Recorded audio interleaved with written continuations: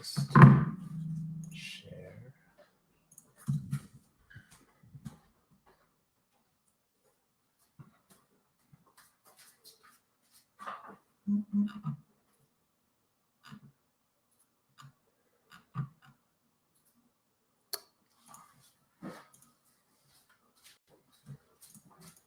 I haven't streamed in like 2 weeks, so I feel kind of different.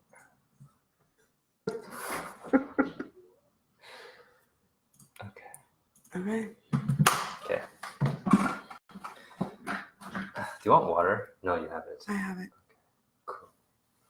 All right, so we're good. We're good. This I can't pause for some reason, but yeah, we're good. All right. So how's it going? Good. I do have some. Do you have any random questions for me? Oh no, this is your show. Okay. It's just random. So like this is just as if I would just talk to you anyway. Okay. What do you want to talk about? I think so when I read your the bio or the form that you put in like whatever like last month or so, you do marketing? I do. For how long? And like where and what? Oh my goodness. I think for 10 years. Ooh, okay. I'm interested in that field. So for someone who's been in it for a while and then the landscape, I don't know how different it is internally. I can see a lot of stuff from the outside and how it's changed, but I don't know too much about like the older stuff. So I started working for a web hosting company, which was very cool. When I started there, I was employee number 25, maybe. Oh, okay. And I didn't start out in marketing, that's for sure. Okay. I was doing a lot of relationship management. Got into acquisitions because that's how we grew. Mm-hmm. And then I continued to manage relationships, affiliates, and then I did a lot of our trade shows.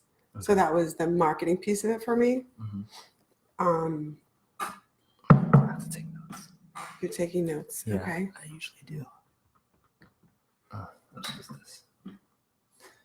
Okay, you can keep going. So it was fun because everything was web-based, very active, very current, but not a traditional marketing role. Mm. Because when you're managing millions of websites and you're responsible for a particular brand or for a particular product and something goes sideways, it's not just not your problem because you still have goals and targets to meet. So you have to be very actively involved in that. And everything is web-based. You're looking at all of your analytics and making sure that your page is converting. So it's not, everything is literally web-based. Okay.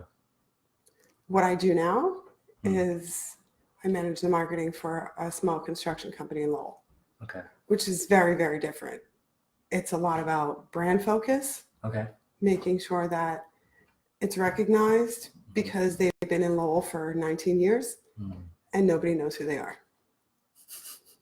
So from that perspective, it is definitely about having a website, but it's about being out there doing public relations, business development, social media. We do amazing projects with CVS and Cisco and Starbucks. So I get to go out to the job sites and take photos of the before and the after and show what it is that we do and how we transform the space. Okay. So it's really exciting to be able to do that. So very different marketing jobs, but at the end of the day, it's fun for me because it's creative. Okay. So are you an employee or a contractor? I'm an employee. Okay. And how did you find your way into that field? Purely accidentally. Okay. So what was the accident? What was the accident? Yeah. I think I've just always followed whatever's come along in life. I don't know. Some people have a 3-year plan and a 5-year plan and a very particular path that they want to take. Mm-hmm. And I've always just been open to whatever opportunities have come my way. So do you remember how, like, so where were you? I just thought of a joke. But where were you, like, before, I guess, that kind of landed on your lap? Where was I? Yeah. I was in manufacturing. Little chips that go into your phones and all of that kind of stuff. Okay. Little high reliability power devices. And then I had Kalina. And I got laid off. And I just took the time to enjoy having a baby. And it was like, oh, wait. We're not independently wealthy, so I suppose I should find a job. Yeah. Okay. I had a few questions. I know you thought it was going to be easier and that I would just keep talking, right? No, it depends. Everyone's different. I had one person who literally, and she's my a good friend of mine, who just like didn't elaborate ever. So I would have to like follow up, and I was like, she's just not sharing anything, but she's open. So it's like it's weird. Okay. Amanda was or is here. And Kelly. Yes. My girls. Michael's one of my friends.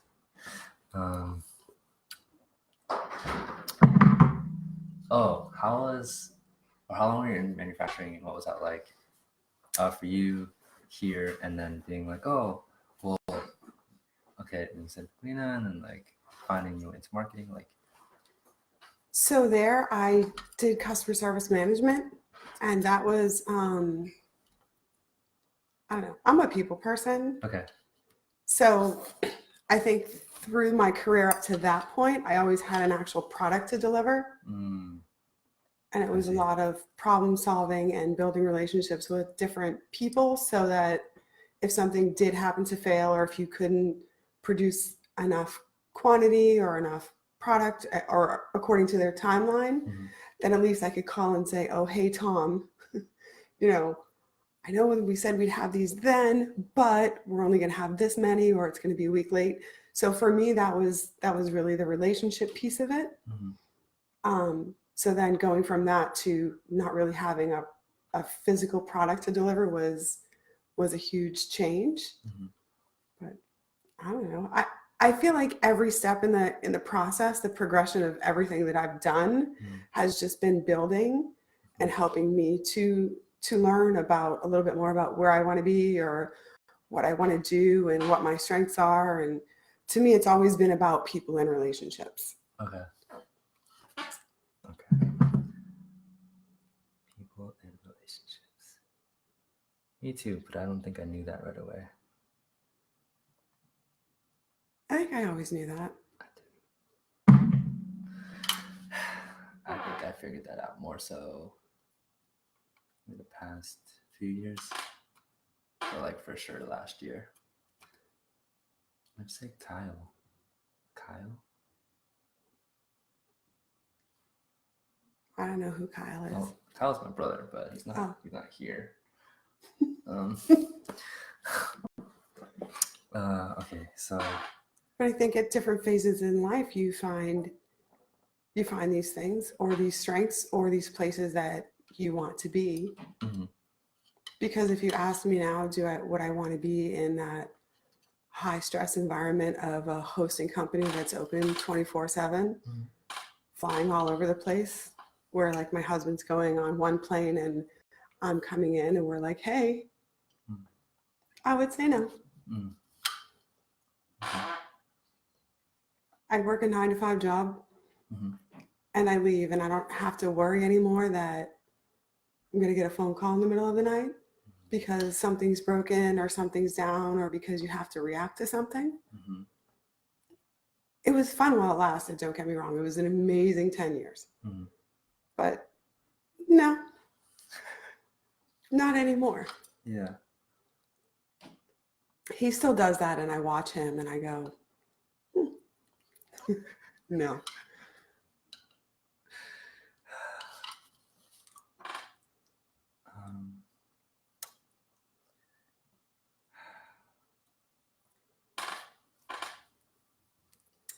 And I have thoughts. I just like try to put them in order to kind of stay in like a topic. I might just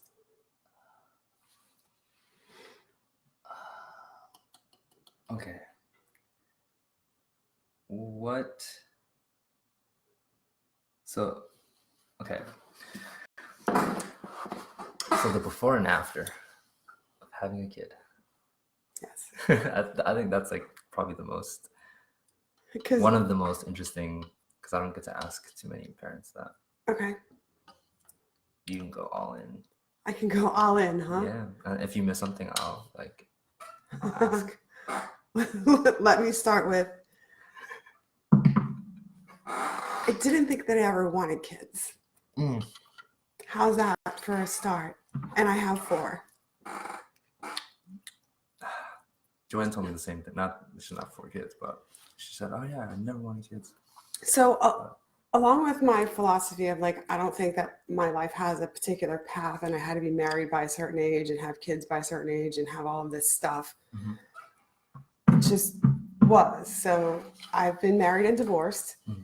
And when I was married the first time, it was like, oh, we'll have kids and we have kids. And like literally 2 months later, I was like, oh my God, this stick has 2 lines. And I was like, what am I going to tell my mother? And I'm like, oh, wait, I'm married and this is okay. And we're supposed to be having kids. So then I was like, oh my God, I'm having a baby. And it was literally like the whole pregnancy was the most amazing experience ever because I ate everything under the sun, including a pint of Ben and Jerry's every day. And I weighed more than I ever weighed in my entire life. It was awesome. It was fantastic. And then she came out and all of a sudden everything in my life had a purpose. That's so crazy to me. Just hearing it, I think is wild. So. But it's true. Yeah. Like everything had a purpose. Oh my goodness. I'm really scared now. All these people are popping on. But yeah, being a parent changes you that much. And then all of a sudden you have this little being that you're responsible for. I was 28 when she was born and still just bebopping along, waiting for whatever to come through life. And I would take whatever path came my way. But now it was like, oh, okay. When I get up in the morning, I have all of these things to do because I'm responsible for this little being. And, you know, watching her grow and then, you know, Gabby coming along, and I was like, oh wait, 2 of them? I don't. And it wasn't double the work; it was like quadruple the work. And I also have 2 stepkids who are older; they're 18 and 19. And then they came along, and it was like, oh my goodness, I was an only child until I was 13. Yeah. So I didn't have any siblings, and my husband is also an only child. So we have this clan of kids. And we look at each other as they're like beating the snot out of each other. And they're like, I love you. I hate you. I love you. I hate you. And we're like, what in the world? Is this normal? Because we really have no reference point, either one of us. Okay. Whoa. But yeah, to go, I think, from nothing to absolutely all of that. I wouldn't change it for anything. And it's been an incredible journey to watch them. We have 1 in college, 2 graduating this year, and Gabby just turned 12. And my first thought every morning is like, how are my kids? And they're always our first priority. So it's crazy. I know that I told you, and I have absolutely no problem putting this out there, that I lost it on Gabby last night, and I was screaming and hollering, which probably any parent that may or may not be on here would say that they've all done it once or twice. Yeah. Yeah, even when you lose your mind on them, you love them more than anything. Yeah. So, yeah, I'm different. Like I said, the job that we referenced for 10 years, I worked that job for them without really thinking, oh my God, I'm flying all over the place, or I'm working long hours, or I have this crazy commute. I just knew that I had to do that for them. And now that they're older, I'm like, yeah, they're fine. I don't have to do that anymore.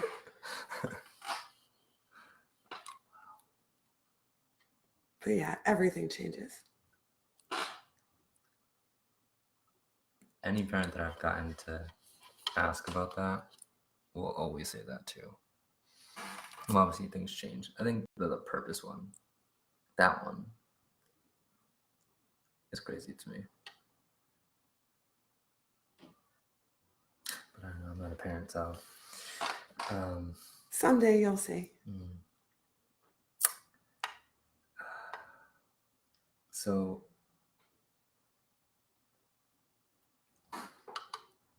the way that what am I trying to ask?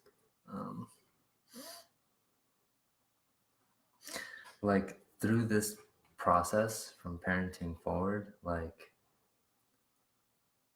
I mean, okay, so I think my only kind of joke, but I think I'll speak more from my mom or even my family. Everyone's confused as a parent, I assume. Or at least like that's my mom's like, I didn't know what I was doing and this and that. And I'm like, I mean, growing up, you don't realize those things. But then when she opens up about it, I'm just like, whoa. And then just the experience for her, it's like tough. It's tough for anyone, but like how you're talking about it and how you've seen it, it's kind of just like, I have to do it. And it's just like, it just makes sense. And It's kind of like smooth. How you're saying it. I'm not saying the journey's smooth. No, but it is far from smooth. Yeah. But you just do it. Yeah. Because they're just your everything. So, granted, I never did the puke cleanup. I have to give all the credit to Ernie for that one. I can't do that either. No, just the smell of it. But he's always been good for that. No, you just get up and you do the bottles and you do the diapers and you do the school meetings and wherever they need to go, like dance 6 days a week. But whatever it is, it's totally worth it. It's just worth it. I think for me, I do a lot of reflecting on my own childhood and like things my mother did or things my mother didn't do. And I think from that point, you make decisions as to you either swing completely the opposite way or you totally follow that path. Which one did you do? I swung completely the opposite way. Okay. I love my mother to pieces. Yeah. I know for certain she's not listening to this because she has no clue. But my mother is a wonderful, giving, kind woman. But she's a doormat. Like, I really don't have any other. She was not a disciplinarian. There was no structure. And she didn't really talk to me. So I made, what are you checking? Because she's nowhere over here. No. So for me, I made sure for my kids that there was structure and that there was discipline and that I communicated with them so that I could say, oh, when I was 10, I mean, granted, we didn't have like cell phones, but I could say that I may or may not have gotten into a scuffle or two at school, and this was the end result, or these are the things that I feel about that as an adult, or this is how that person might be feeling now. So I try to give them stories that they can relate to so that when they make those decisions now, they know that those things actually do carry with you and those things can have an impact on somebody's life further down the road. So those were things my mother never did. So to me, when I was old enough to look at my mother as an adult, she was just always an adult. But like my kids know the mistakes I made in high school, and I wanted them to know that I partied a ton in high school. Yeah. And my grades kind of suffered for it. So please know that we're doing our best to provide you with every opportunity so that you don't go down that path. And we are paying attention because my brother was born my second brother, when I was 14. And nobody was paying attention because, oh, here's this cute little baby. So trust me, I was off and I was just wild. So I want to share those things with them and know, like, your dad and I are involved and we are paying attention and we're doing everything that we can to provide these things for you and these opportunities and these paths so that you make the most of them. That's fire. However, I will say this. My mother has a heart of gold and she would do anything for anybody. Yeah. And she's one of 7 kids. So we were raised with a very large extended family. And we are all still very close. My kids call my cousins their aunts and uncles. And so we're still very close, and family is a huge thing for us. So in that way, and just being kind to one another and just always being there for one another, I give all the credit in the world to my mother. That's awesome. For that. Because my dad's not like that. My mom is one of 6 kids.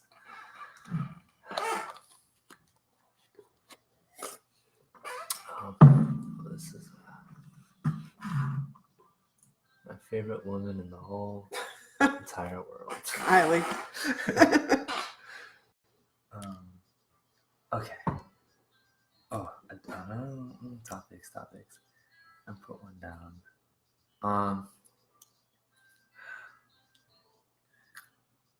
Well, I liked that you said you talked to them and you said to relate. My family does not do that. They're not good at relating. Oh, I didn't say that they were good at relating, and they hate my stories. No, that's your intent though. When you go for it, you aim to relate. My the aunts and uncles, my mom, 0. And I'm not gonna blame them for that. I just think it all just comes down to how you're raised and it's hard life, but just they don't do that. So it's just cool to hear it because I don't hear that. People don't say like they try to relate to anybody. It's like this way or that way in general. So I like when people make an attempt to relate. So that's cool. I don't know that it was I don't know that it's the right thing or the wrong thing or whatever, but that for me was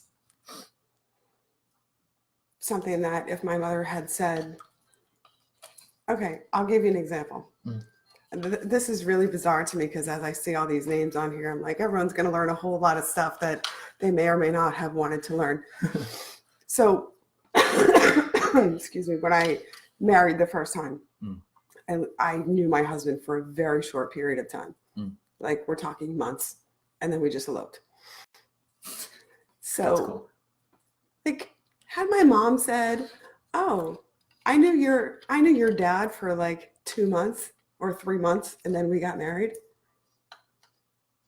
and I probably shouldn't have done that, and it was a mistake, then that would have been like, "Oh wow, Mom, that's cool. That would have been really great to know." Never had that conversation. Found that out maybe like 5 years ago.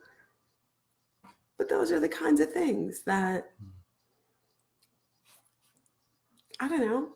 I think that it's not just cycles of alcoholism and whatever else that repeat. You repeat things, good or bad, and patterns that you're not even aware of. So that would have been one of those things that would have been like, well, my mother made that mistake. Red flag, maybe I should really be aware of this. Yeah.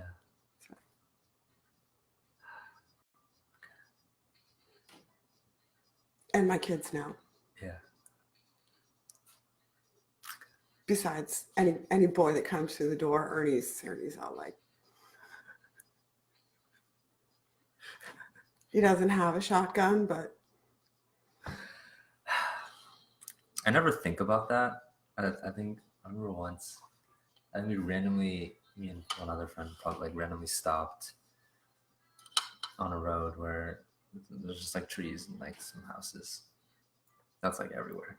But we yeah. And we saw something, and we just wanted to like go check it out. It wasn't anything crazy. I think it was like plants or something. And maybe it was me. I don't remember. And then she had said like, you might want to be careful because you might get shot. And I was like, I never thought of that. That's like an actual thing, but it's something I think about now. Yeah. If I'm out there, not in the city, it's like that's terrifying. one of those things that your parent might have wanted to tell you. Yeah. Yeah. You think you just kind of walk around and nope. No. That's scary to think about. Okay. I think I'm gonna stay in current times ish and adulthood. Then I'll bring it back. All right. Yeah. So way back. Yeah. All right. So you had talked about, and I don't know, I didn't write this down before, phones. Okay. So I'm really interested in hearing your perspective and how you deal with it, the whole shebang as a parent. Because like I always like I'll tell my friends or my family, or I talk to my mom, and I'll say like my brother, who's 7 years younger than me, I felt like I raised them. Like we grew up together, but I did a lot of the things that my parents weren't able to do.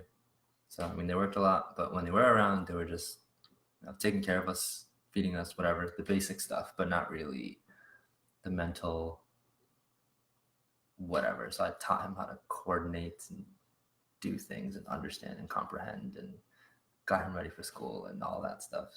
So, and then when he finally got a cell phone, like it was just fine. Like, I don't know. To me, because I got to monitor him and see him every day, as long as this was in a good place, which it was, like a majority of the time. And if he was ever on edge or had a question, he would always ask me. But usually he'd try to figure it out himself. And then he was able to use it to, like, a lot of the good in his life came from using this the right way. Yeah. So, I mean, there was a time when I was worried where like I think it was like a summer or something, maybe even 2. There were times where he like always played video games and or always watched anime. And that was it. And I was like kind of concerned because you don't do anything. And I'm over here like doing stuff and trying to build something for myself. And I didn't want him to just kind of like waste away doing that. Like, oh, my homework's done now, I'm just gonna do this. And that's it. That's my day. Yeah. So I was concerned about that. But that snowballed and helped him when social media really started to pick up, at least for him. And he was like on this site and he saw this thing that people made. It's just when they'll take bits and pieces from an anime that they watch, and then they'll edit it and however they want and put music to it. And that became like a huge thing on this platform. And then he was like, I could do that. He started doing it, and within like a very, very short time, he became really good enough. And I saw that he was like really on it. And I was like, I guess I'll just get us a computer. And then he outgrew that. And I was like, I guess I'm going to build you one because you're getting serious about all this stuff. But through that, he was able to find really solid friends, one of which has visited here all the way from Tennessee, and just other things. And what was good was that he had perspective because he had his friends at school, he had his internet friends, and then he was exposed to my friends, and I took him out sometimes. So he kind of got to always see things. So the cell phone was never really an issue, and I was never concerned. My mom was. My mom was concerned about everything, actually. But I was never truly concerned about him because I just felt like I had an idea of what was going on in his head. Yeah, I don't worry about him to this day. And it's his first time, like his girlfriend has his first girlfriend. But I'm not worried. Yeah. So, what is your views on cell phones and how have you dealt with it as a parent? Because I don't know what parents do as a rule. Some people are like, I hate technology. And then I'm like, okay, well, what do you do? Some people, oh, well, don't give your kid an iPad when they were born. Like that stuff, I don't know. Because it's different. You know, I didn't get a flip phone until I was, I think, 13, 14.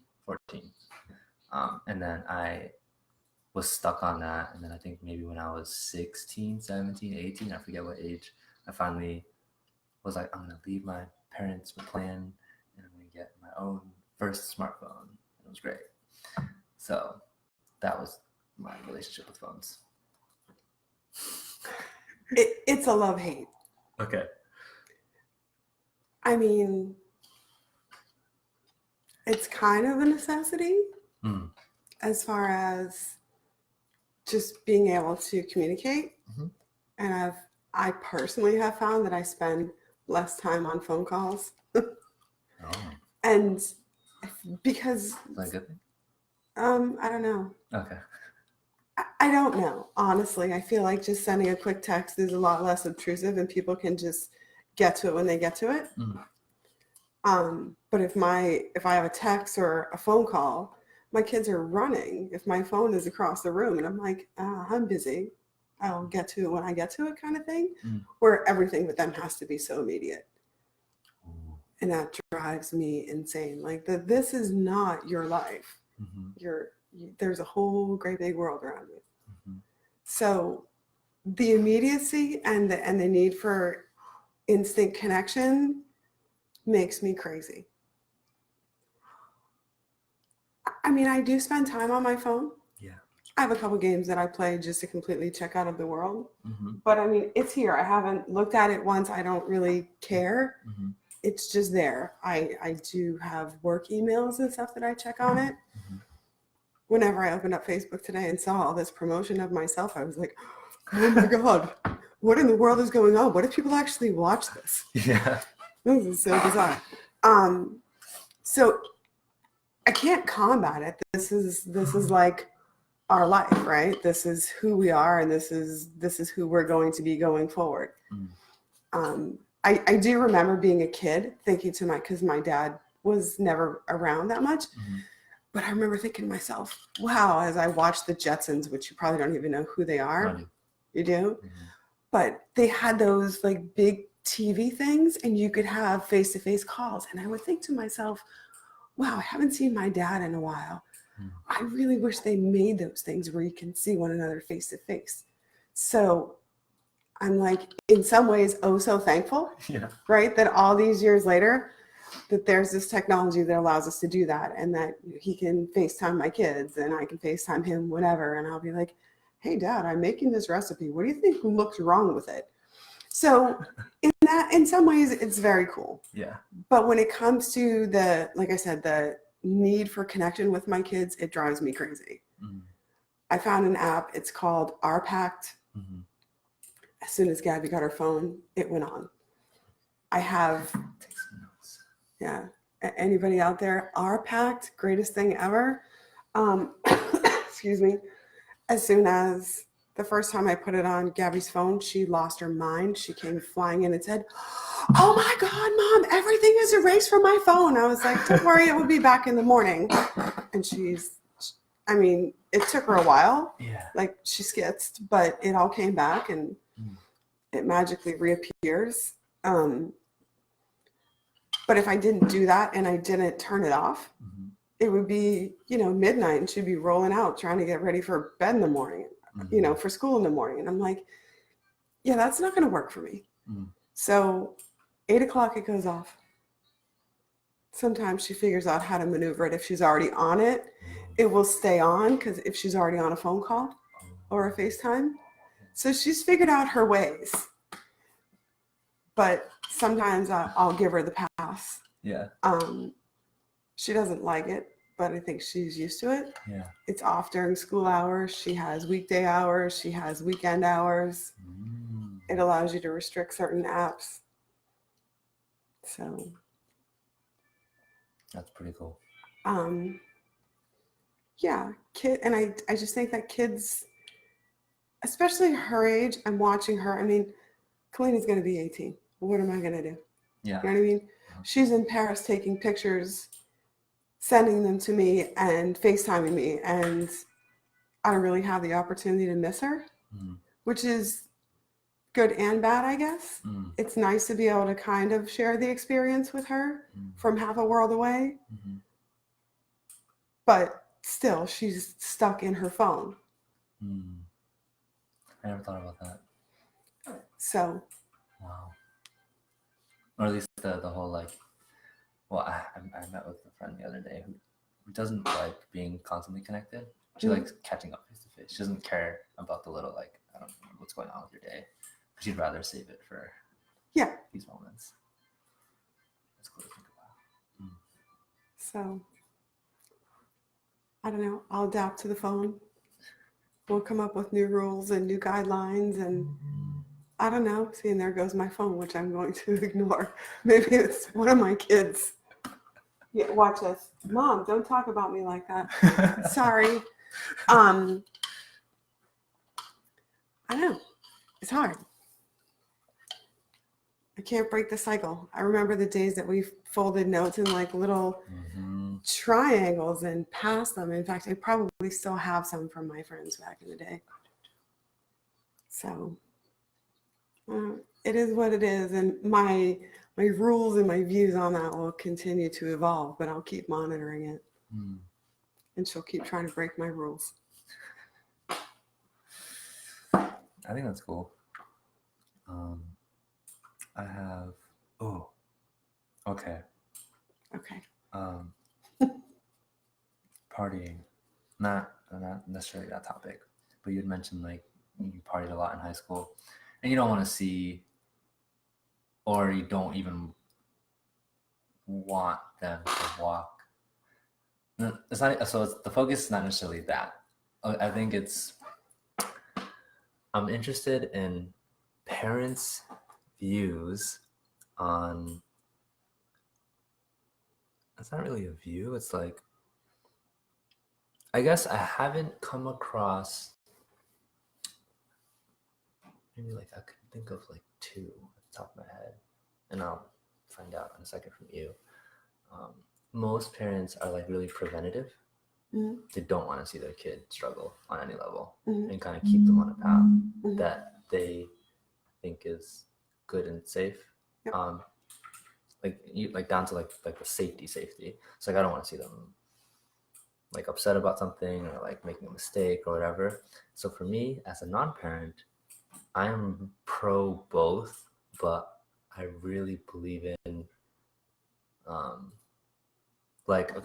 example would be if I had a kid, during this era, we're the same age, whatever, and we're both, raising the kid, and you have the app to lock things out, and I'd be like, okay, I won't have it, because I think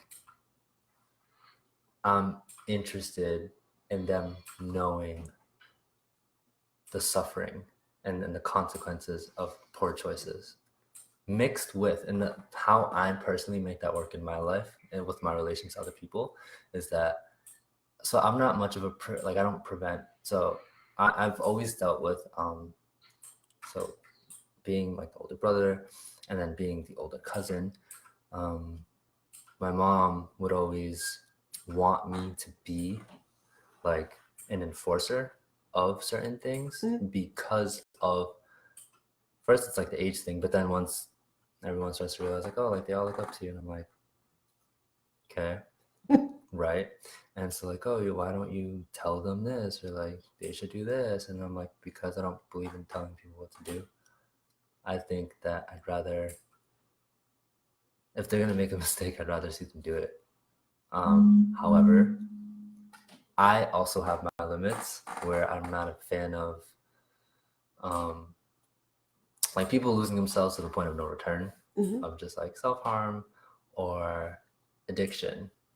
So those things for me are like off. I would never. So I still monitor, but if it's not that, I'm like, it's okay to screw up every other thing, in my opinion, because I think you will start to understand the weight and the consequences, because that's your version of suffering in this time because our parents suffer differently. Right. But the parents don't see it that way. At least a lot of the parents that I'm around, because it's just preventative. And because my theory too, or my logic is, if they don't learn now, then they're not going to. Yeah. Yeah. So I understand what you're saying, Mm-hmm.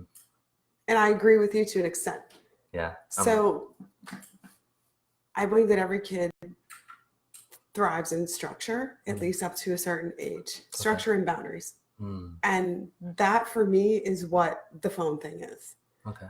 Trust me, she makes plenty of mistakes and she's learning from them. And for her, it's much more of an emotional thing. It's emotional maturity and testing different boundaries in that regard. Or for right now, a big one is even her room or getting things done. She's horrible with time management. So she is learning those things, and I'm a big believer in letting your kids make their own mistakes. Awesome. So, Kalina. I mean, sorry. You don't do your homework? This is what happens. You know what I mean? Those are the consequences of it. But I do allow her to make her mistakes. Okay. She used to call me when, I know going into high school was a huge like a big thing for her. Yeah. Because then she was kind of off on her own. Yeah. And she would call me like every day. I forgot this. And I was like, okay, well then you forgot it. And you deal with that. But I'm working. And I'm not going to leave work and come bring you something because you forgot it. Yeah. Tomorrow you figure it out. Or you deal with whatever that is. So yes, I let my kids make mistakes. But at the same time, I have to provide them with some type of structure and boundaries. And some sense of responsibility. So there are also chores there as well. But especially with Gabby, I know that she would be up all night. And at the end of the day, I would be the one paying the consequences for her because it would be me. I would be the one late for work because as it is, she rolls out of bed 10 minutes before it's time to go. So I think it's a fine line and balances. Okay. No, that's good. But I do believe that there are plenty of, do I dance them to death and let them kind of overcommit themselves in hopes of them kind of not having enough time to get into trouble? Yeah, absolutely. Does it mean they still won't make mistakes? No. But it's better than like, I didn't really do anything after school. I wasn't involved in any sports. My sport was drinking and, hanging out. And that's kind of what we did. Yeah. So that was it for me. And that's not, for me, that wasn't an option for them. Plus they found a passion for something that they wanted to do. So why not let them? That's cool too. That does nice happen.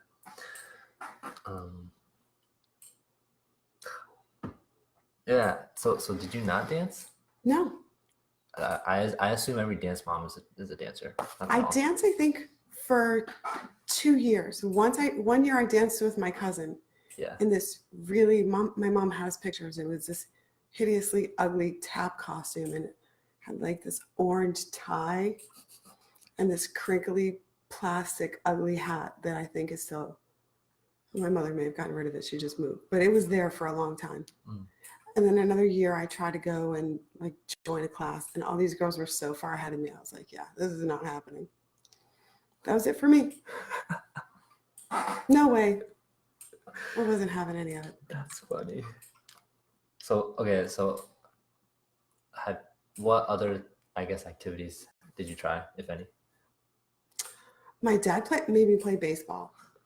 How was that for you? Horrible. I'm so uncoordinated, and I got hit in the side of the head with a baseball, and he made me go back out there. Was it like? Yeah, with a pitch. So like And I concussion still know the status. kid. And Gab's friends with his daughter. So I like every time I see him, it's like PTSD. Does he remember? Yeah, he remembers. Okay. So it's, And I remind him. it was I'm like, eventful. hey, you remember when we played baseball and you hit me in the side of the head with a pitch? He's like, yeah. And my dad still made me play. Were you okay? Or were you like done? You're like, oh man. I'm pretty sure I still haven't recovered from it. That's a good answer.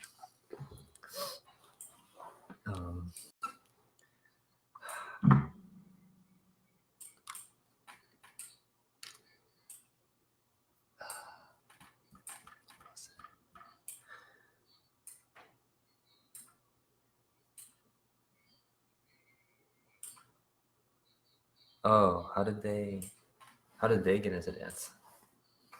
And when? Or she? Kalina started, I think this is year 12. She just asked. Mm. And my brother started bringing her Friday afternoons. Mm-hmm. And then we moved to Saturdays so that I could take her. And then it was one class, and then it was 2 classes, and you know how that goes. But the following year, Gabby started. Mm. And then Missy was there on Saturdays, who I went to high school with. Mm. And then Missy's son, Brett, started doing hockey on Saturdays. So I took over Missy's Saturdays. And then Kalina started doing more classes on Saturdays. So I was just there. And I don't know. Now they're in, I don't even know how many classes because I don't drive them anymore. Yeah. But I'm still there on Saturdays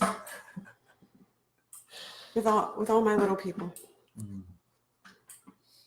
All the toddlers. Oh yeah.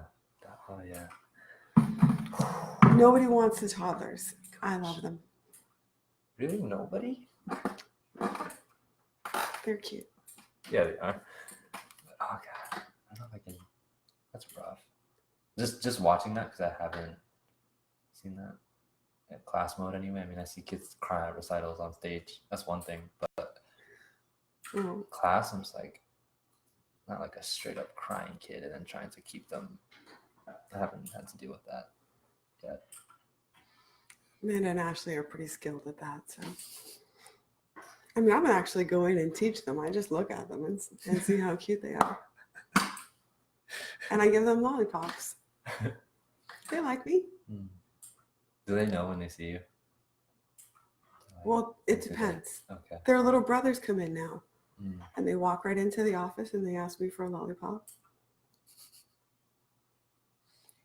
It's a cool gig. I kind of like it. Mm. We have all new little babies. Like for me, I've had kids that have been there for 6 and 7 years, and like then I've seen their baby siblings literally come out of the stomach, and 2 years later they're dancing. So it's literally family. Yeah. That's kind of cool. That is cool.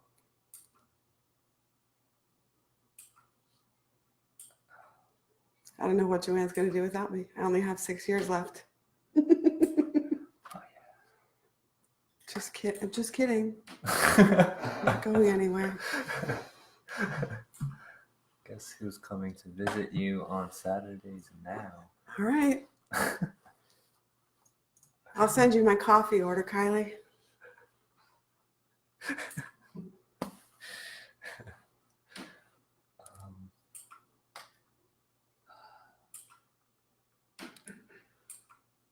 What else we got? I'm still trying to stay in the current before I go to the past. We can jump all over the place. I don't care. For me, I think it's just easier. Well, it doesn't matter. Like, if anything comes up, you can kind of just say it.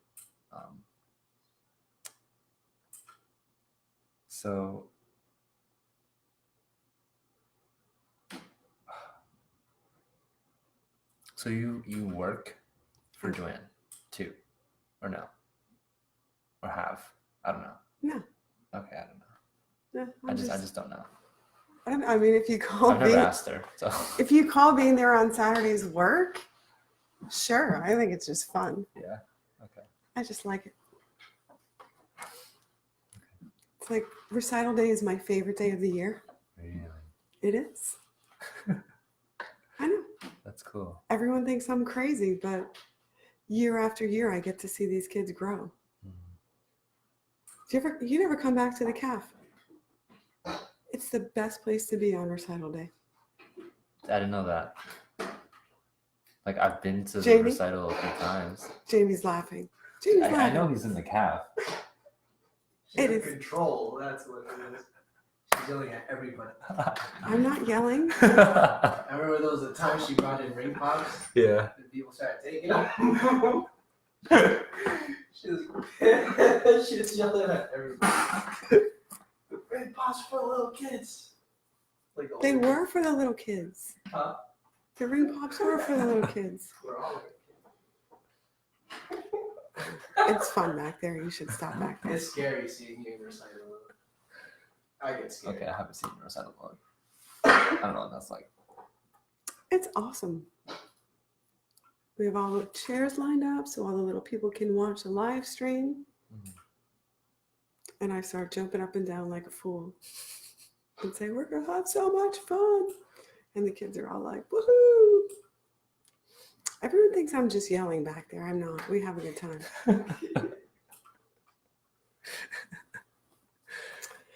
You don't know what you're missing. All right, I'll be there. Shh. Quiet over there. Sorry. This is serious conversation.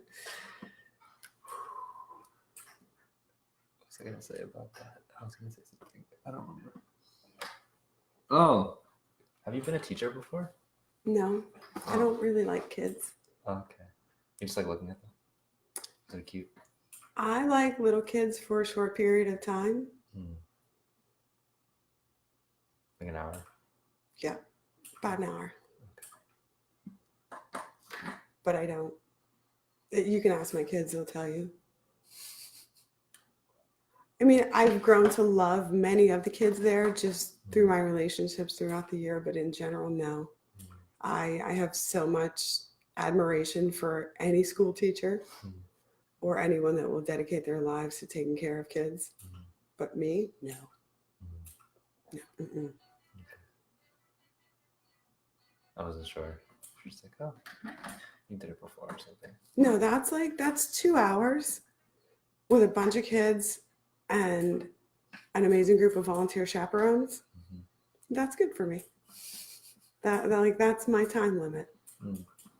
But by that point, like I said, I know them all throughout the year. Everything's all established. Everyone brings in their stuff. We're good. It's a great fun day. But as far as going into work every day to deal with someone else's kids, no, absolutely not. No, not for all the money in the world. I mean, you're not the only person. She's like, oh, you can't deal with the kids. Just not me. I just know that I enjoy the challenge. Of kids? Because I think they're the most challenging thing in the world. One of the most challenging things in the world.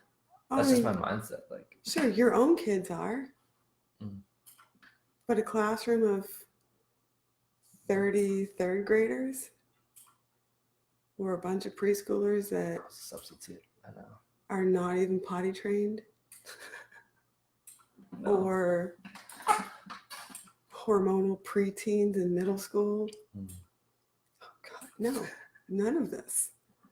I would be drinking every day if I had to deal with any of that. Like high schoolers, maybe. They're not bad. Because they're like almost adults. And they're kind of like reaching that point where they're ready to go. So they're either excited about their future, which would be like really fun in moderation, or they're just done. So it kind of depends what you get. But in general, no thanks. I'm all set. Plus all the work that the teachers have to do outside. That's true. All of the prep and all of their own money that goes into it and No, I don't think that they get enough credit. They may have summers off, but there's a whole lot more work that goes into it during the school year. No, thank you. No. It's wild. The prep and the tests. I don't know if keep scrolling down. I agree it's the best. Maybe I'll come back to help this year to help you. It's honestly the best. Oh, look who it is. It's a good thing she didn't hear that I was quitting, huh? Yeah. Just kidding.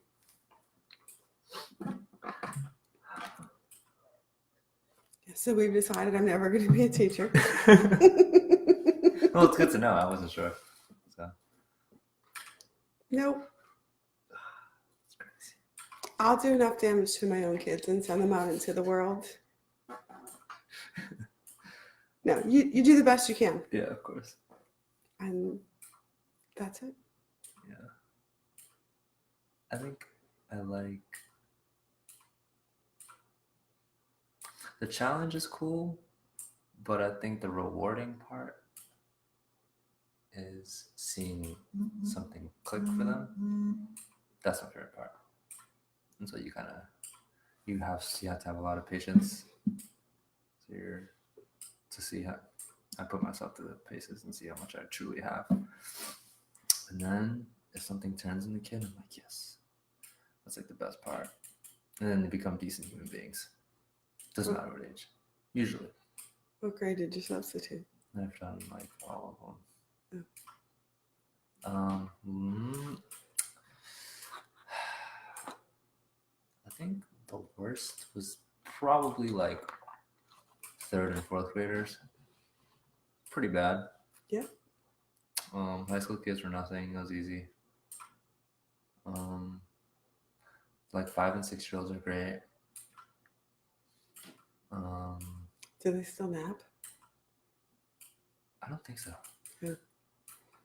I like nap I time. feel like I never napped in school, but I don't remember. I think I only do in like pre-K and maybe like a little bit in kindergarten. Yeah. Why do they take that away?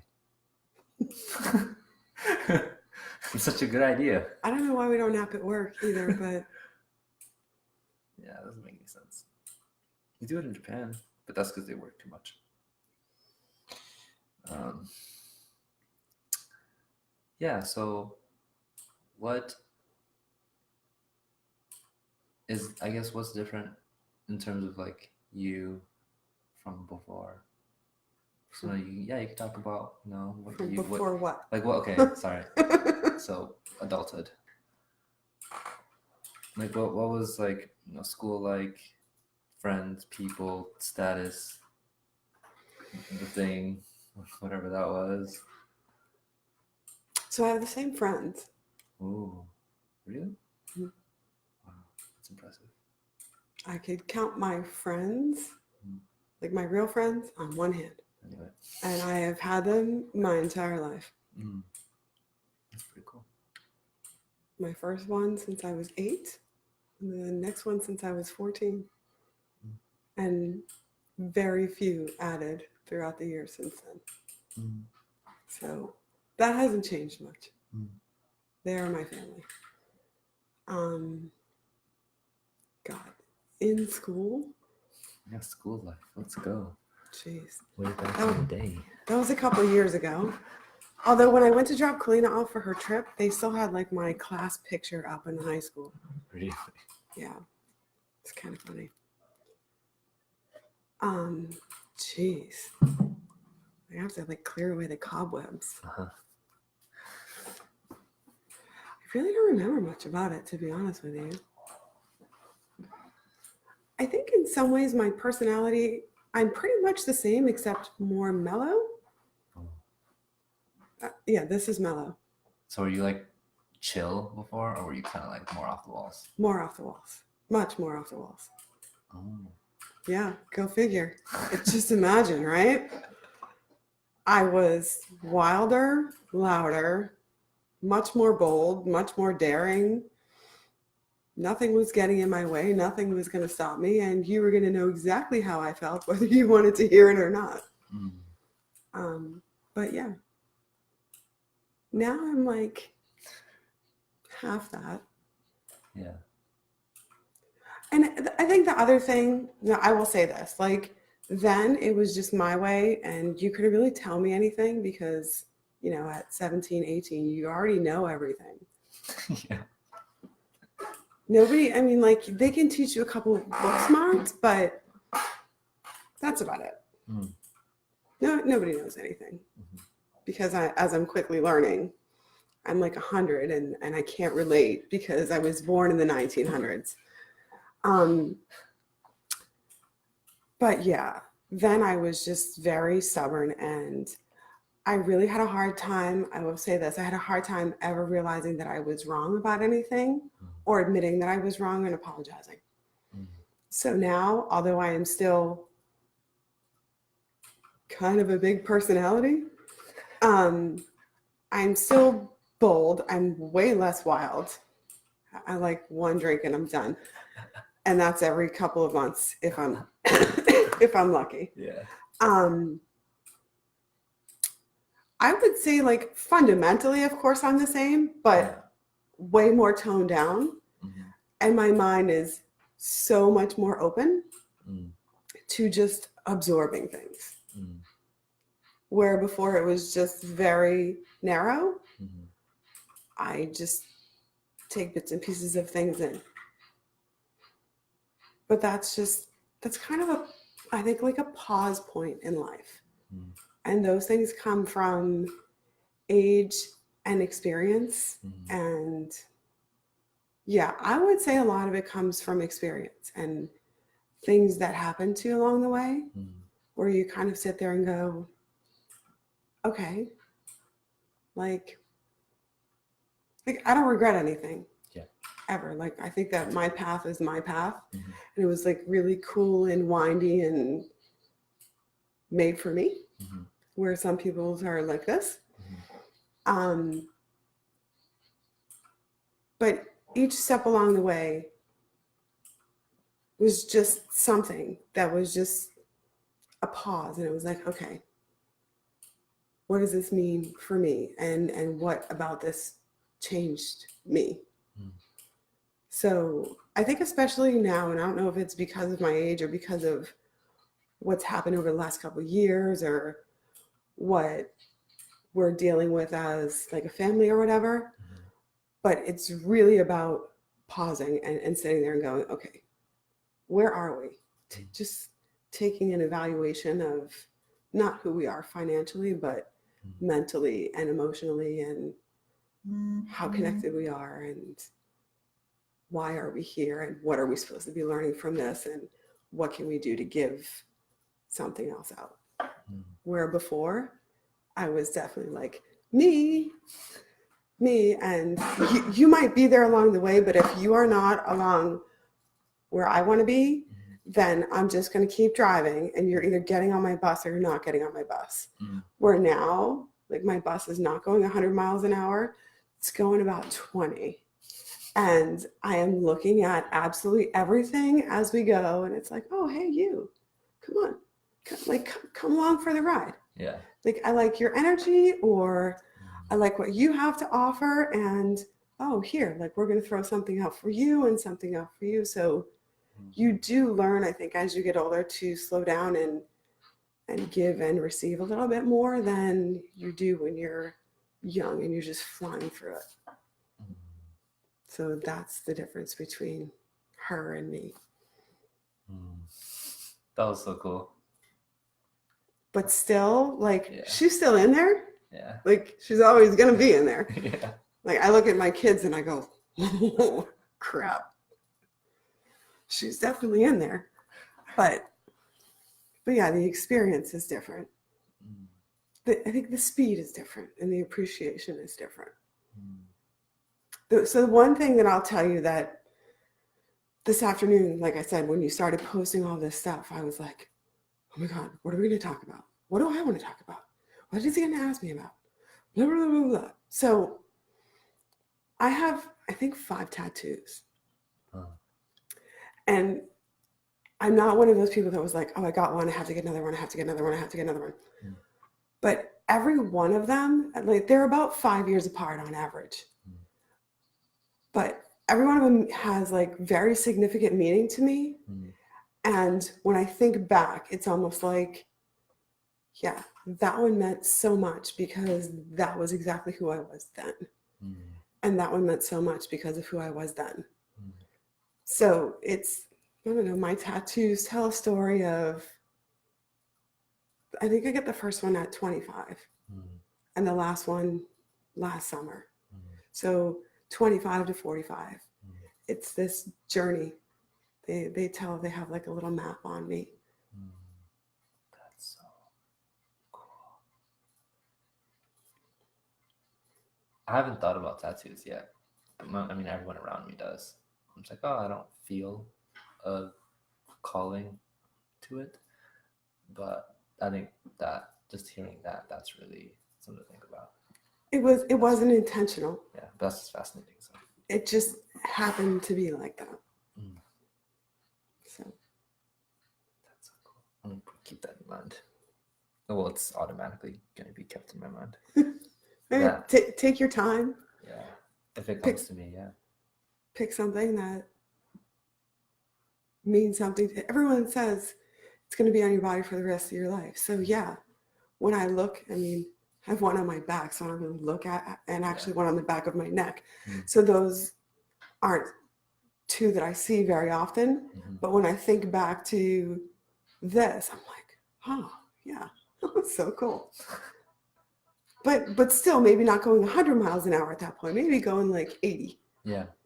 And then at the next one, it's like 60. Mm-hmm. So when I think about my, my bus driving along, and this one's definitely 20, and it's. Ooh. Take a note. No, I feel like I'm gonna remember that. I have those moments where I know when something really sticks out to me, it's just gonna stay. A timeline. Yeah, tattoos every 5 years. I wouldn't go any. No, I'm just kidding. Just the concept, though. The concept's cool. Completely unintentional. Yeah. The one. This was another concept that I had for tattoos. This is one that I came across online. But this person would get a tattoo every time they visited a different country. That's a lot of tattoos. Yeah. I just think it's cool. I don't know what kind of symbols they used or whatever, but it's like, oh, that's cool. So Ernie would be covered. Yeah. How many countries if you had to guess? 30. Okay. Maybe I don't know where I'd probably just put it in the back or something. So I regret it. What? I regret the back. So the last one that I had done, he's like, why are you putting that on the back of your neck? I was like, because that was the next spot that I wanted. Because, I mean, obviously I work a professional job, so it's not like anyone's like, oh, wow, I bet she has a bunch of tattoos. Yeah. So I kind of strategically place them so you don't even know that I have any. Yeah. Because this one, if I have a certain shirt on or my hair down, you don't know that I have it. Mm-hmm. So I was like, because that's the place that I want it. He's like, you're never going to be able to see it. I was like, but that's where I want it. Don't tell me where I'm going to have my tattoo. And now I'm like, oh my God, I love this. And I can't even see it.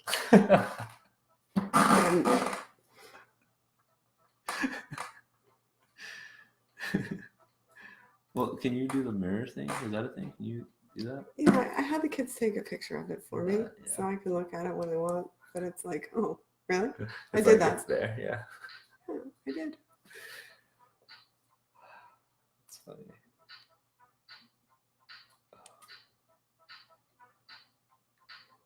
That's cool.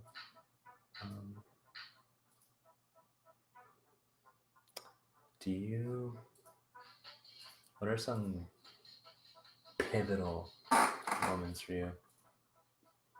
The ones that just stick out and you know that it did something. When my grandmother died When was that? last year. So what was the experience for you? Or not the experience, but like I guess the change or perception or anything that came from that.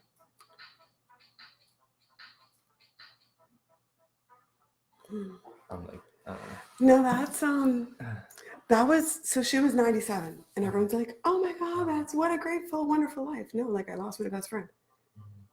So I know that a lot of people, even at age 12, don't have their grandparents. Yeah. But when you're 45 and you know nothing but having her in your life, and she was there for everything, you literally are losing your best friend. So she'd been sick for a while, and my father-in-law is also sick. So once we knew that he had cancer, I kind of stopped going to see her because I couldn't deal with both. And communicating with her became harder because she would just kind of sleep, or she couldn't hear you or whatever. And I knew that, like, mentally and emotionally, I couldn't deal with seeing her fail and not knowing where he was. Okay. And I made her promise me that she would say goodbye to me before she left. But I kind of failed that for her. Like we failed that because I didn't go. So I literally got a call. Or my mother texted me because there was always like a group text that went around. All of my mother's siblings, myself, and I don't even think any of my other cousins were on it because she was just my girl. And my mom called. She's like, did you get the text? And I was like, what text? Because I had just gotten a text from my mother-in-law for something else. And she's like, Uncle Mike sent a text. She's not doing well. And I was like, down with the laptop. I'm out of here. And I just remember like, oh, I didn't even rush. I had to go pick my mother up to take her to the nursing home because she had blood work done. She's like, I'll take the bus. I'm like, you're not going to take the bus. Like I told you, my mother. Nicest woman ever. But some days I just think to myself, what are you thinking to yourself? And we went in and there she was. And I was like, oh my God. Like, oh my God. And she had been in hospice for a while. So I would do all this reading on hospice and all these things of what to expect. So for a year I had been like mentally preparing myself, but never knowing. Okay. And I walked in and I held her hand and I rubbed her hair because she loved to have her hair played with. And within less than an hour, like they were bringing us, they thought it would be a little while. They were bringing us food and drinks, and a couple of my other cousins were coming down. And my uncle left the room. Actually, 2 of my cousins made it. The other ones didn't make it. And my uncle and my cousins left the room. It was my mother and her 2 sisters and myself. And I crawled into her bed and I held her hand. And I just curled up on her. And I felt her take her last breath. And I'm like, I haven't been the same since. My kids will tell you that. I'm shorter. I'm grumpier. I'm a little lost. Because whenever something went wrong, I would just zip on over there. And it's not like she ever did or said anything that was like amazing. But she just listened. Or she smiled, or we would crack a joke, or I would take pictures of wherever we were, and then I would go over and say, look at the girls. And I remember the last time, and she said, is that Kalina? And I said, yeah. And she just cried. Because I have pictures of her holding Kalina. So that was a thing. Like that's my thing. It's my story. And that's my tattoo. The most recent? It's her. My nephew was killed 2 years ago in July. So it's part sunflower for him, an angel wing for her, and then a ring for Ernie's grandmother. That's awesome. I'll show you when we're done, but not everyone in the world needs to see it. Yeah. But yeah, I lost my best friend. Mm. That's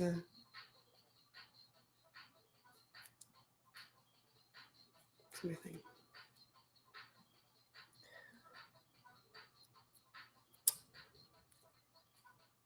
Mm.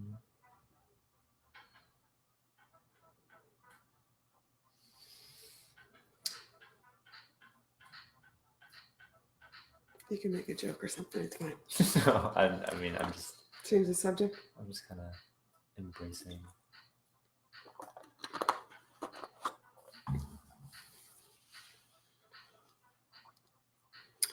I know people aren't used to seeing that side of me. I'm always a jokester. I appreciate it. I think those are like I was saying this to him. I was like, I was saying, I thought so many different things probably yesterday, the day before. I was just kind of cruising. And I just had a few different thoughts and revelations that kind of just kept hitting me. And I was like, why do I like sad music?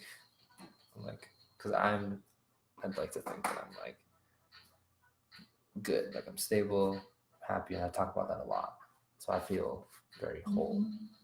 But for some reason, like I'm really, like I love music that's just not the happiest. I don't know why. It can get me going if I allow myself to be like taken by it. Mm. And I was like, I think it's because, and this also like hit me right after, and I just feel like maybe it's because I'm so used to seeing people just pretend, and like I can tell, so that's not like a surprise. People just pretend, and like that's just kind of how things are. And I really appreciate when I see that someone can be emotionally vulnerable, even though I'm not the best at handling that kind of person when they're in front of me. But I just really appreciate it because I'm like, that is so real, and that needs to happen more. And I was like, oh, but I also equally, as and this has nothing to do with music, but I also really appreciate when I see like genuine happiness. Not trying to be happy, just like you're so happy. Like those two things, when I see that, like I love it. But yeah, I don't know. I think this music thing and this, I think just because when I listen to certain songs and I'm just like, I feel like they put a lot into that, so I connect with it. I don't know. I may not necessarily directly resonate, and I say this sometimes. I just empathize, and I really try to appreciate what they're doing, what they're saying. The efforts. Mm-hmm. Yeah. I get it. So I appreciate it. It doesn't, I mean, those moments I feel like are super rare for anybody. Unless there's a field of work. Yeah. Yeah. I mean, I'm an open book, so you never know what you're going to strike. You think it's all just party and fun, but no, I'm. Mhm. I mean, I do this, and so people Yeah. do come on here and they say some of the craziest or the most Unexpected. intense and heavy thing. Yeah. And I guess all of it impacts me differently. So I think it all just comes down to, I guess, the uniqueness of the situation Mm. and how the person is in that moment. I don't know. I just appreciate it. So yeah.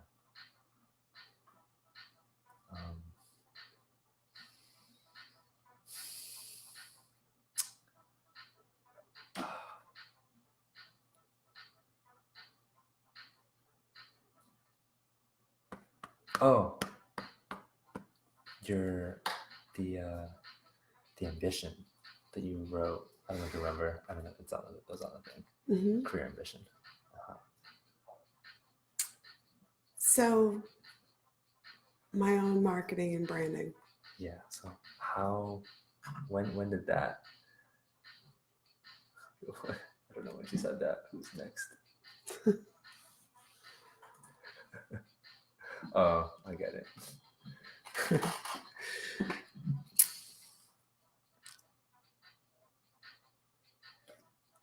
It's really about like, I mean, I like what I do, Mm.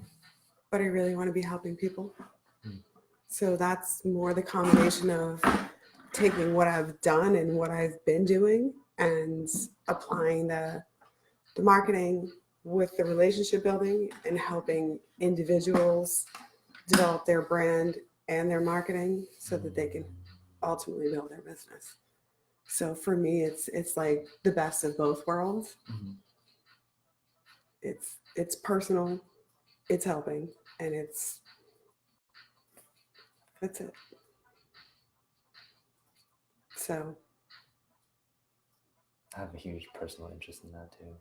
all right, well, we can talk about that. Yeah, okay, so is that something that you're doing already? Okay, That is something I'm doing already. that's fun. It is fun, and it's nice to just be able to do my thing. Mm-hmm. The job's a job. It has tasks. It's Yeah. not a bad job, Mm-hmm. but it's not freeing, I guess. Mm. So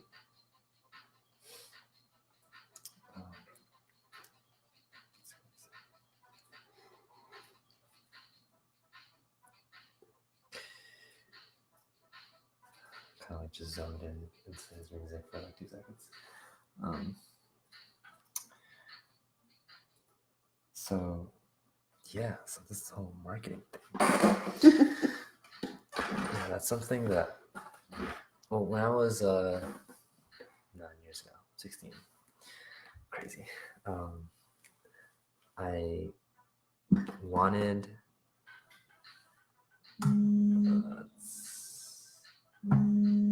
Bitchin's brother. Hello? Door? Hello? Hello? Yep.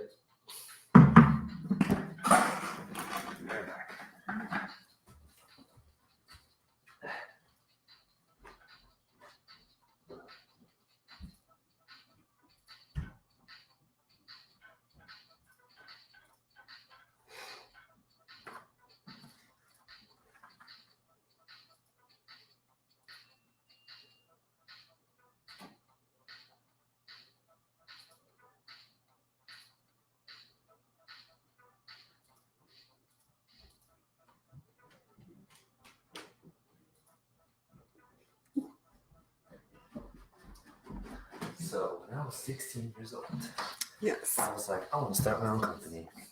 And my inspiration was, well, okay, so I recognized that I liked artistic people Hmm.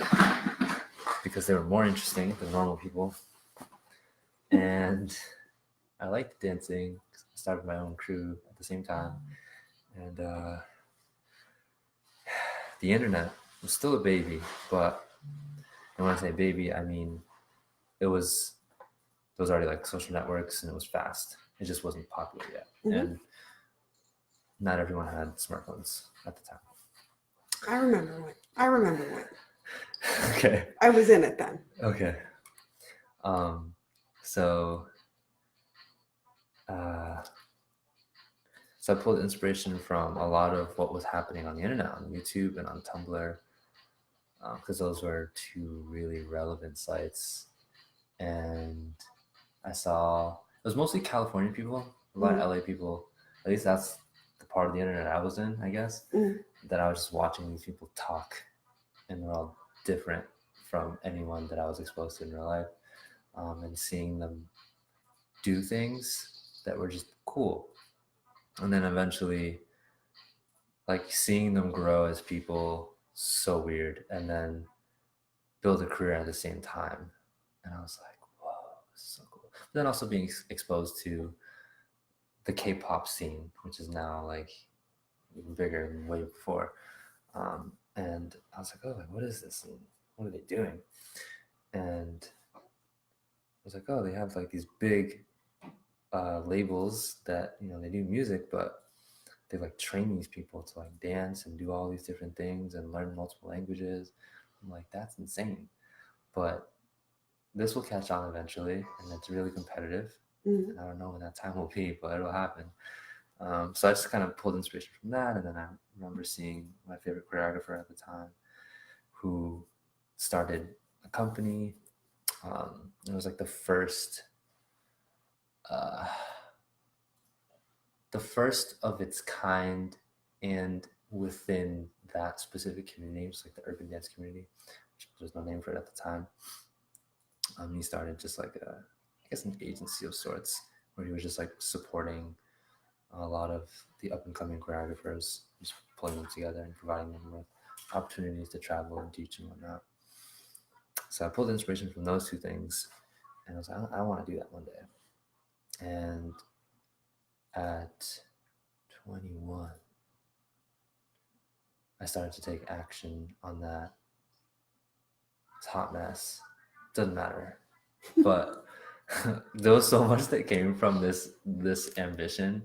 Like a lot of the friendships, and that's like the main thing. The friendships, the leadership abilities, and all that stuff came from this attempt to make this thing that ultimately just ended up being like just a large community of good people who have good intent and want to see each other do well and are just supportive and really intimate with one another.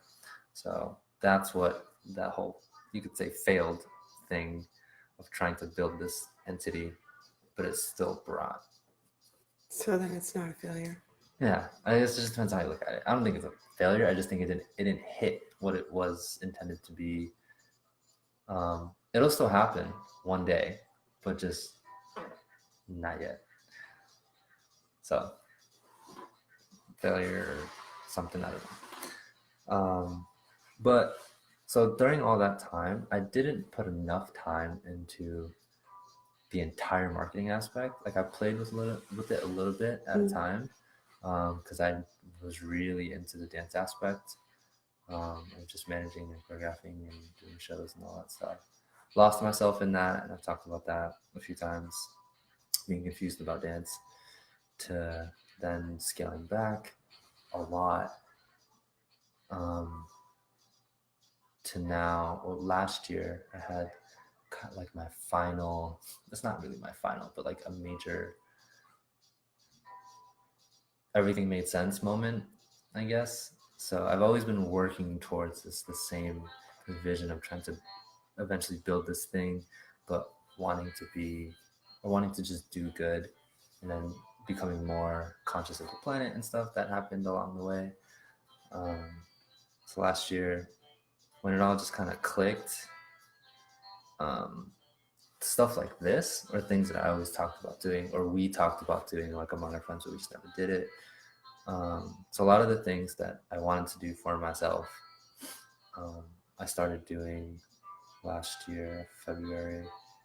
And in order for me to really do that, I had to just mentally and emotionally detach from a lot of things that I was involved with, but then also like physically like walk away and be like, I'm not going to do this job. I'm not going to do this crew. I'm not going to say yes to anything. Mhm.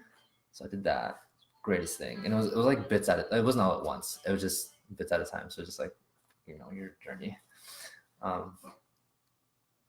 And so in that, but like in February, in that moment, was like, it's like, I need to figure out what it is that I'm trying to do.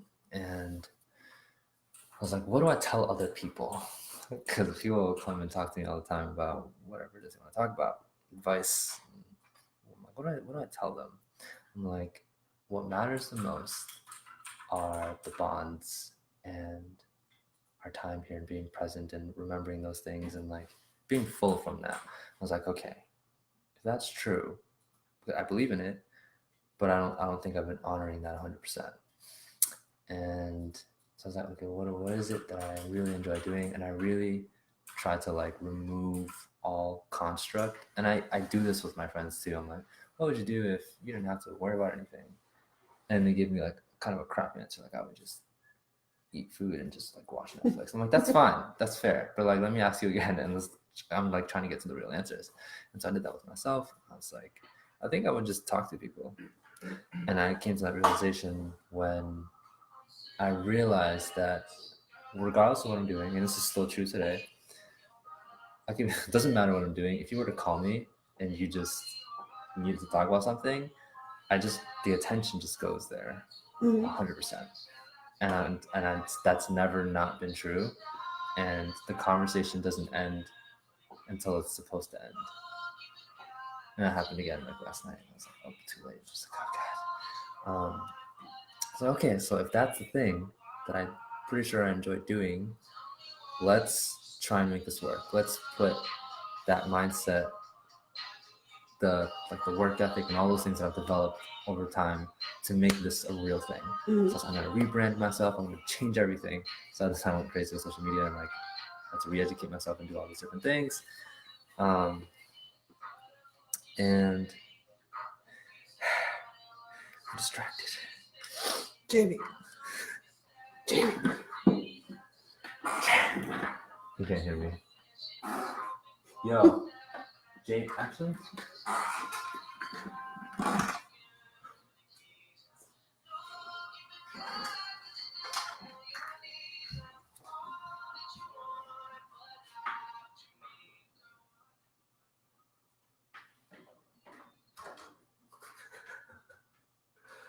I lost my train of thought, man. I'm so sorry. Well, that. No, I don't remember what I was saying. So I'm just gonna switch you up real quick.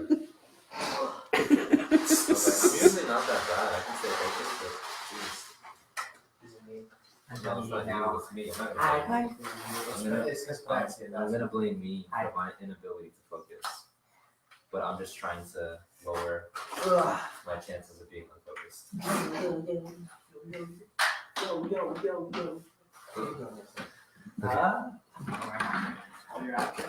No, What was I saying? Do you remember what I was saying? I'm gonna have to dig. So you were back to where you wanted to be and you started rebranding. Oh. I started experimenting a lot. I'm gonna skip a lot of details because I'm just gonna focus on the marketing, but I started taking it seriously, and now I'm in a place and working on it like crazy, where I'm making the ultimate guide of guides, and I'm not necessarily doing it for everyone else. I was actually just doing it because I wanted to have it. But then as I started getting into it, it started becoming super expansive. And it's just, if anyone is like a self-starter of any kind, whether they just want to travel a little bit or start a small sources that we have today, and I'm just like researching all of it and finding websites and taking forever, but just compiling stuff into nice little things that is understood and then stacking it from like step 1, 2, 3, 4, 5, 10, legal stuff to managing workflow, different sites and places that you should be on if you are in a certain field, some tips to look for sponsorship, grants, platforms you should be on, and then the nitty gritty, the sales funnel, the marketing, all that stuff that I guess I'm way more confident about it because it's fun. I really enjoy it. And I think I like it. I like it because I think the same way for you, where it's just being able to help someone, like, because I know I can be there for someone and like listen and be a friend, but I was like, if I can help you build something that you want, that's cool, or at least instill like, or like give you the seed of like, if you wanted to, you could, because Right. Or give them confidence or something. That's a lot very of important. people don't. Yeah. So yeah, that's where I'm at, and I've been studying a lot as I go, and through studying all of this, I'm learning a lot about like, I guess everything moves way faster than I thought. Like I know things are fast, but it's faster than I thought. And when people talk about, I want to build a business or um, stocks and stuff like that, I'm like, everything is like, you can't just chill. Like you could probably chill for like a certain amount of time, but in general, you can't. Like the whole idea of passive anything Right. long term is like ridiculous. Like you still have to put in a crazy amount of work and keep up with certain stuff for a certain period of time, depending on what you're looking for and what you want to do. Like you can make a shirt design and just run ads correctly and then make thousands every month. But that's not gonna, and that's good if that's all you're looking to do one time. But Right. if you're gonna do it again, that's just no put in the work. Yeah, I'm interested in that, and I've been playing around with that and doing a lot of consultations, which is fun. Yeah. Cool. I don't know if I had a follow up for any of that, but Well, we can talk more about that. okay. I mean, we don't have to do it here. Oh yeah. But Do you have any random questions for me? If nothing comes up, it's fine. I don't know. I was banking on you to manage all this. No, that's fine. I have stuff. See if I got everything.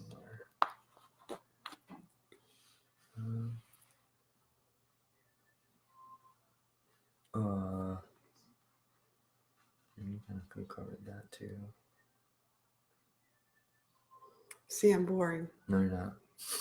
I can't even fill my time slot. You know, everyone thinks they're boring. I've never met someone who's like, I'm so fun. No, everyone thinks they're boring. Oh, I'm boring.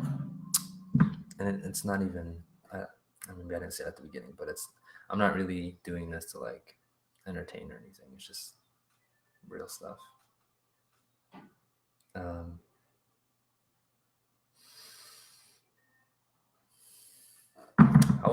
How was dating back then for you? If you did, I'm gonna assume you did. My mom never dated. Back when? In like the 1900s? All of it. I don't know. You're the whole path. What's that been like? I mean, I had like 2 long-term boyfriends in high school, but I moved to Pittsburgh when I was 19. Like as soon as I could get out of Dodge, I left. And I didn't come back until my girlfriend's son was born. It was like everybody was getting married and having babies, and I was flying home every couple months. So I was like, all right, well, 8-9 years later, I'm not doing anything here that I can't do at home. And then Orion was born and I moved home the next month. So I dated a lot there, but it was just whatever. And then I moved home and just started reconnecting with my family and spent a ton of time with Orion, and then I met my ex-husband. So I guess there wasn't a ton of dating at that point. I think I have an interesting question. Okay. I don't know anything about marriage, so. Oh well.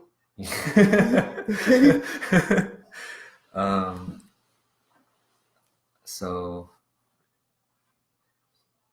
you getting into the marriage and ending, and like I've heard at least the ending part is more like the complications. Like I don't know how actually like It took longer to get divorced. Okay. Like what do you have to do? I think I blocked most of that out, but it was just like paperwork and then sitting there fighting over like how much money you're going to get. And it's like really at the end of the day, and fighting over visitation and stuff like that. That was like forever ago. It's just dumb. People get nasty. I think my divorce took 2 years. Okay. I mean, again, I don't even know. So I'm not going to get divorced again. I got to keep her this time. So Yeah. it's all good. Mhm. I'm not just saying that because I think you're still there. I promise. No, he's good. Mhm. Oh, okay. So what was your story of meeting him? Ernie? Those Ernie? are fun stories, usually. Ernie used to work for me. Whoa. So, but not like when we were dating. Back when I worked for the web hosting company, we grew primarily through acquisition. And they were in Phoenix and we bought his company. Mm. So I had primarily communicated with this woman named Jen, and I was like, okay, so I just inherited this team of like 12 people that I'm managing from Burlington. And she's like, oh, yeah, Ernie runs your team. And I'm thinking, Ernie? What the hell kind of name is Ernie? Like some 90-year-old guy? So I go down there, like, I had this whole, criteria, this whole agenda of what needed to be done, because obviously when your company is getting bought by another company, there's resistance to change and a lot of things that need to be adopted and whatever. And I go down there and I meet him, and he's like, I have a thing for cute little old men. So if Ernie was 90, I would have been absolutely in love. But no, he's Ernie.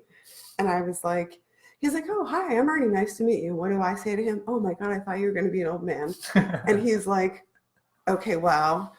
And that was like our first interaction face to face. And then I'm like, okay, so like, here are all the things. And I was down there for like a week, and he's yassing me to death because I'm like, okay, and these are all the things that we're going to be doing. And we'll be, I'll be checking in with you guys, and we'll have conference calls once a week. And he's like, yeah, yeah, And I get back there, like back here to Burlington, and none of my stuff is done. And I'm like, what the hell is wrong with this guy? Like, I told him kind of like, new sheriff in town, dude. This is how it's going to go down. And he's still doing whatever he wants to do. So I'm like, this is just never going to work. So a couple weeks later, a month or two later, whatever, I don't even know what the timeline was, he ends up moving to another department. And I'm like, well, thank God I got rid of that guy, right? So somebody else ends up taking over, but it was the same power struggle of, and nothing changed, by the way. Nothing changed. It was the same power struggle of them wanting to keep things the way that they had them and keeping themselves in charge down there. And we're like, no, like, we bought you. So we're in charge, and this is how it's going to be. So I would fly down there back and forth. And like, the next thing you know, a few months later, this Ernie guy who is not cute and 90, who gets moved to another department, ends up moving up here because he transferred to the other department and then took a job opportunity at the headquarters because he saw the writing on the wall. And he was really smart, don't get me wrong, smart, ambitious, and he knew what he was doing in moving out of my little department into a bigger department, and then moved up here into like engineering or something. And I was like, like, you left me, you left my team, you didn't follow direction very well. I should have known then not to get involved, because he still doesn't follow direction very well. But yeah, then he moved up here and he no longer worked for me. And the rest is, well, he kind of works for me now, but the rest is history. But oh my God, he would make me so angry. And I was still really disappointed that he wasn't a cute little old man. But he's getting more gray hair, so that's nice. That's so funny.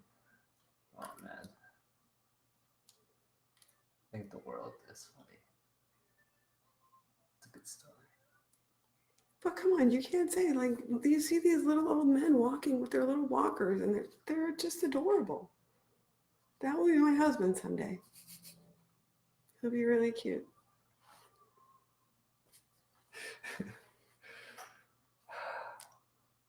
He's pretty cute now, but he'll be really cute then. I've never heard anyone say that. So that's different. Cute little old man. Like looking forward to that and just all that. Like, Yeah. that's unique. I mean, like, yeah, people think older people are cute. I've heard that. No, I think every once in a while we'll look at each other or like look at the Facebook flashbacks of the kids from 10 years ago, and we just look at each other and go, what in the world happened to all of this time? You know, like you can't really slow it down. You do your best to enjoy the moments, but we just kind of go, whoa, what is happening and how is it happening so fast? He said the other day, we're closer to having grandkids than we are Gabby graduating high school. I wasn't sure that I really like that, but it's not untrue. Yeah. So, Well, that'll be different too. oh, that would be cool. You can send them home.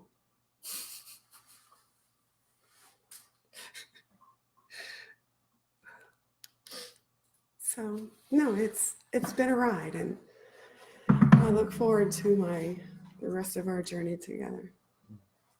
That's so cool.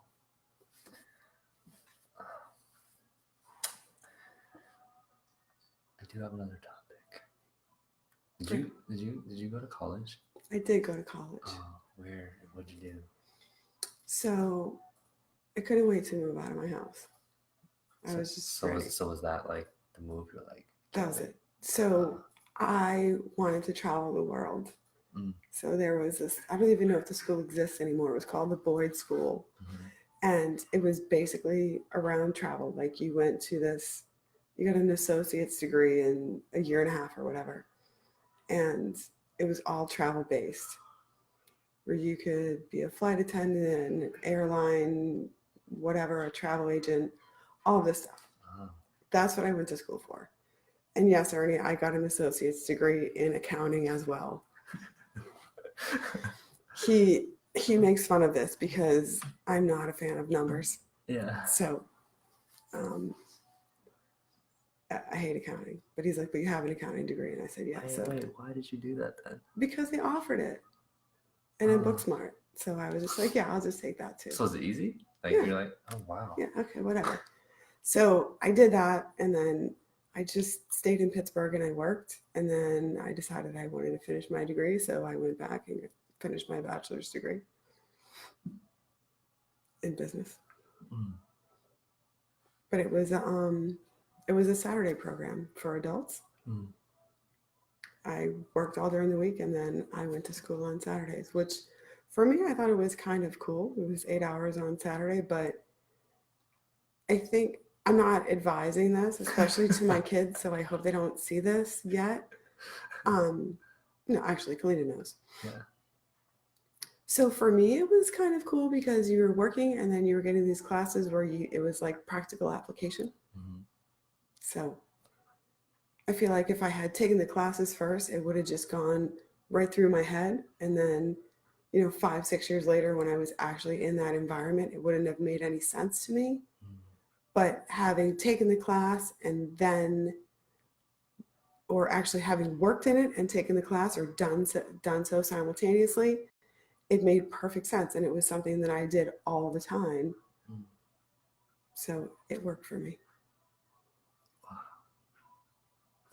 Was the business stuff, because it was an opportunity, one of those things where you're kind of like, just do it? Yeah. Okay. I was like, because you're okay, I'm going to leave and I'm going to do this travel thing. But then that I just came like, yeah, why not? Okay. Wow. Yeah. Well, that's cool.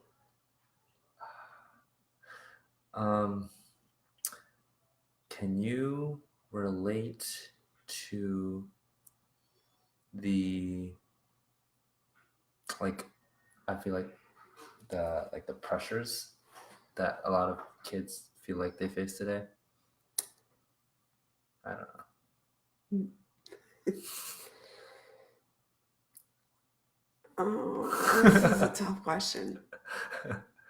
Like on any level, if not, then or just a little bit. I would say for the most part, no. It doesn't, I it doesn't and I feel can like only it. I can only speak. I will say it doesn't feel like it, and I can really only speak for my kids Yeah. and like the conversations that I've had with Kalina, Mhm. where we have conversations about, you know, where I was at her age and what she's doing and things like that. So we bought her a car, and then she, a couple months later, she's like, "What kind of car did you get? What kind of car did they buy you?" I was like, "They didn't." She's like, "Oh, what do you mean they didn't buy you a car?" And I was like, "They didn't buy me a car. Like, I worked. I bought my own stuff." Mhm. And that was how it was. Like, my mom didn't. My mom worked part-time. Mhm. So for the most part, I was able to use her car, and that was okay. Mhm. And that was just how it was. You took what you got, and that was fine. And you feel like, and again, I can only speak for my kids. Yeah. I do feel like a lot of this generation is soft. Like we talked about Mhm. kids not being allowed to make mistakes and being so protected. Mhm. So again, boundaries, yes. Mhm. Mistakes, yes. Mhm. Make them learn from them. Mhm. But I feel like what do they call them? The marshmallow generation, because I've never heard they're that. so soft Yeah, that I understand. because they're so protected Mhm. because they're not exposed to anything, and it's like, oh, you can't do that. Oh, let me get this for you. Let me buy this for you. Is this going to make you feel better? Mhm. And I think I'm partially guilty. Like as a parent, you always want to provide more for your kids or than what you had or as much as you can for them Mhm. so that you're giving them more opportunities. But is that really helping them? Mhm.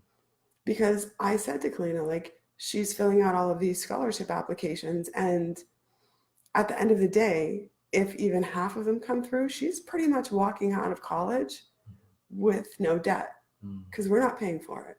Mhm. Could we? Yeah. Yes, but we're not. Mhm. So she was like, well, what did you do? I said, I took out loans and I paid for it myself. Well, didn't anybody help you? And I said, no, I think my mom might have taken out one $5,000 loan. Mhm. But the concept in general of isn't everyone just going to step in and help you with stuff? I don't get that. Like, no, Mhm. I worked for what I had Mhm. and I'm perfectly okay with that. I think that's part of what made me who I am. Mhm. So this, I gave you a car and I'm doing this for you and I'm doing that for you. Mhm. No, I don't relate. Mhm. I created part of the monster, don't get me wrong, Yeah. but not with the intention of her thinking that that's just how life should be. Mhm. Because we provided those tools and we provided those tools with the intention of giving her the ability to be able to get back and forth to school and to dance and to be able to focus on her academics. And so what we did was was with the intent of building a solid foundation. But I think the way that it turned was, I don't know what the word is that I'm looking for that's not going to be offensive, was not the way that we intended for it to be. Mhm. So that thought of not in, when was that like a realization After the fact, like of each moment or like I don't know. no, I think it just kind of snowballs. Okay, that's what I thought. Okay. Or like Ernie will often tell a story of being the kid that moved up from Mexico when he was 8, Mm. not speaking any English. Mm. And his mom, my mother-in-law, is a lovely woman, but the clothes that she would dress him in, Mhm.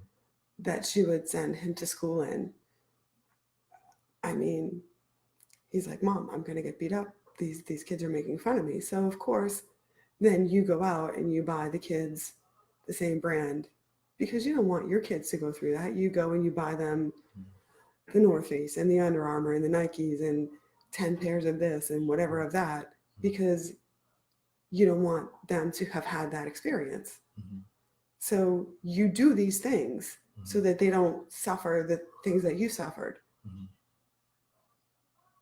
or so they don't have to work that much harder. Mhm. So, I mean, I worked and I bought my car and I paid for my schooling, but I also didn't dance as much as they danced. Like you asked me earlier, Mhm. what did you do? I didn't just party, I worked. Mhm.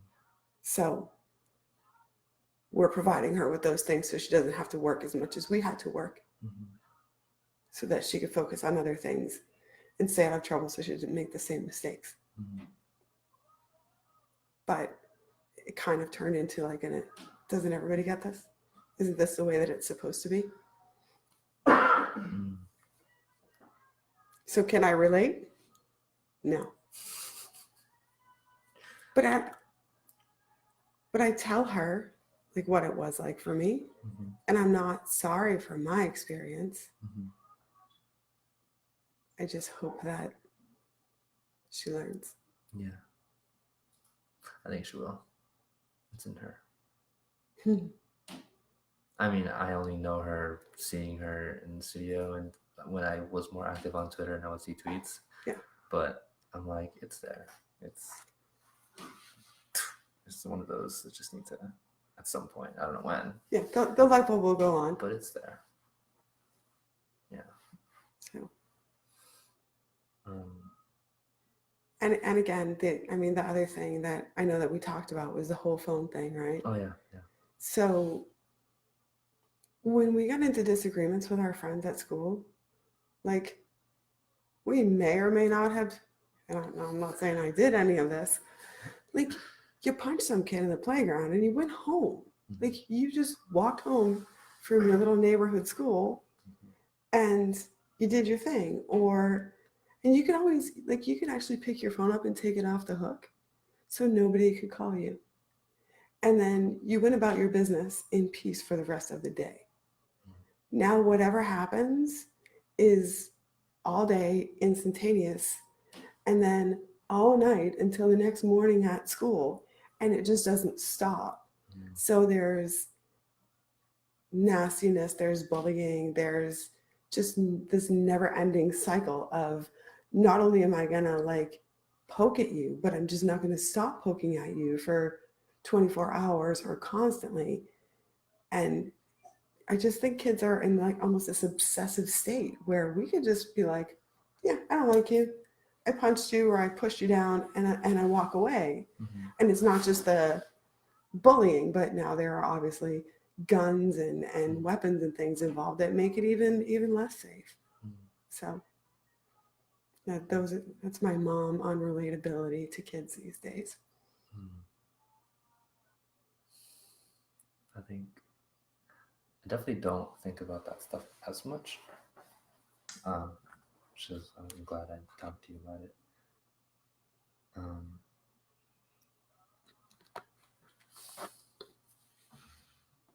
I think learning how to navigate, this is just random, just navigating the phone would probably, or the internet, or the constant contact for all of these kids would be like a huge win for them. Because if that's like their adversity, Mhm. the constant contact. So I don't think about that. I think I've never struggled with my phone ever. The internet in general, like I definitely was on it a lot before when I was a kid, because I wasn't allowed to do anything. So that was like an education and information and connection for me. But today it's like, and I see it again, different generation, but for me it's like a huge tool. I love it for that. And if I do need to contact anybody, it's so nice to be able to do that. I think that's the only reason I'm still on it. Yeah. Is this network of people that I've found or rediscovered or whatever after so many years, and it's like, oh, I would miss that person. Yeah. But That's rough. I remember seeing a post about like bullying in kids and the dance teacher network. I think like one of the parents like saw the phone. It's either the bully or the bullied, and like just just kind of calling parents out and just like, you should blah blah blah. And I was like, parenting. Like I'm like, it's a different time, so it's weird. Like you, at least you like as a parent, I think it's so much easier to know more. Can't really, especially if they have a phone. I don't think they think too much about not hiding. It's so everything's pretty exposed for the most I part. think they think that they can hide it. Oh my god. Really? Mhm. That's funny. Okay. Or they just don't care. Yeah. That one, that when you said the whole like the punch the kid and your day is all set, and then versus today, that's crazy because it's for real. But I mean, that's also why like a lot of like college kids or just young adults will like take huge breaks from social. They're not getting bullied, but they're just like, this is whatever this is not healthy for me. Mm-hmm.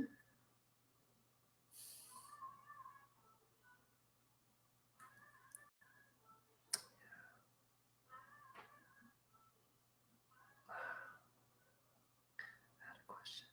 I always have questions. I just forgot what it was.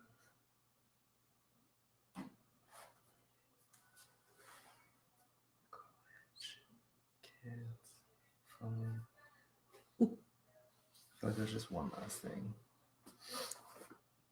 Oh, it's 9:05. Unless you gotta go.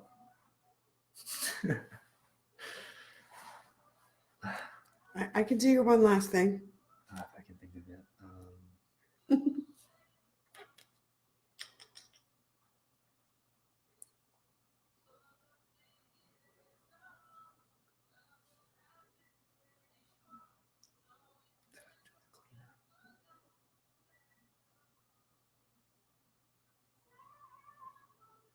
I can't think of it specifically.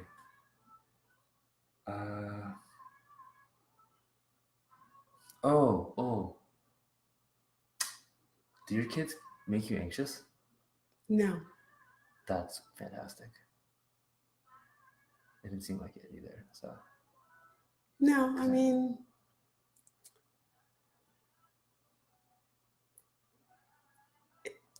it is what it is. like worrisome, like 'cause some parents are like, oh, and then but like my mom's like that, or like some other parents, and I could like you can't see it if you grow up and you're used to it, that's normal.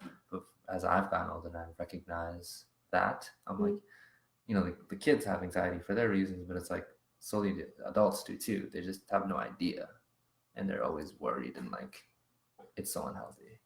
So I don't know if you having all those kids or today, like if they genuinely make you anxious. You can only do so much. Yeah. So the one thing I have is like the phone tracker now that Kalina's driving, because we live that close to the hospital. So you hear all these sirens and it's like, oh my God, she should have been home by now. Yeah. So that was our one deal. Yeah. So I know where she is. Okay. I don't care. Like, do what you got to do. Most of the time you're at the studio, so it doesn't matter. Mm-hmm. But no, I actually have a good relationship with them, and That I understand and believe. Mm-hmm. they tell me everything. And some days I'm like, oh yeah, I could have gone without knowing that, but okay, cool. Yeah. Or you hear things and you go, okay, yeah, I'm just gonna keep nodding. I'm not gonna even respond. But yeah, cool. So yeah, I'll just take it and keep the information free flowing because I would rather have it than not. Oh. Me too. Okay. Yeah, I think that was my final question. That's cool. That's awesome.